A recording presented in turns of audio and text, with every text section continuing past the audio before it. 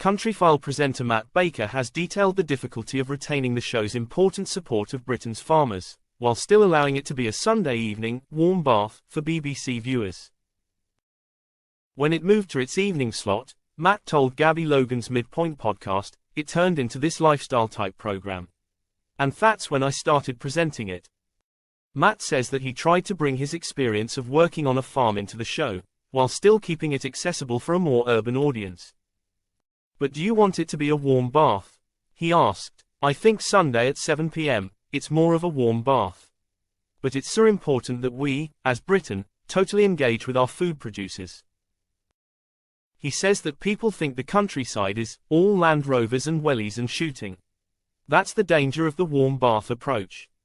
Matt adds that once you've tried to grow your own veg, and realize how difficult it is, you begin to appreciate the people who do it for a living. He said, you understand why food costs what it does and that you should actually walk in and be able to buy some food for pennies. You think, actually, how much time and effort would I be putting into produce?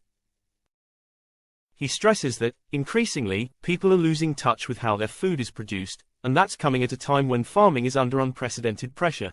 We're going through a really interesting time at the moment. After Brexit, we're reshaping our agricultural policy. England, Scotland, Northern Ireland, Wales, they're all coming up with their own different systems of how to encourage farmers. It's so important now. How do you make our land fit for future generations?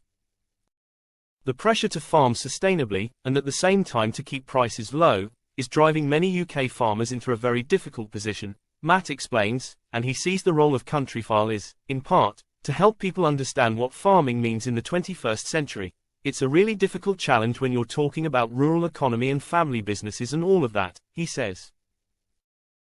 It's a real challenge of how you are going to encourage farmers to farm in a more sustainable way. If you can reduce your stock numbers because it's too heavy on the land, what does that actually mean?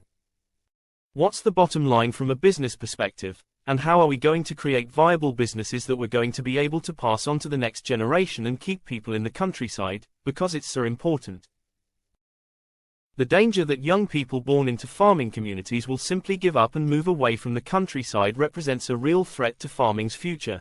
As Matt adds, we've got to find ways of really supporting people and skill sets.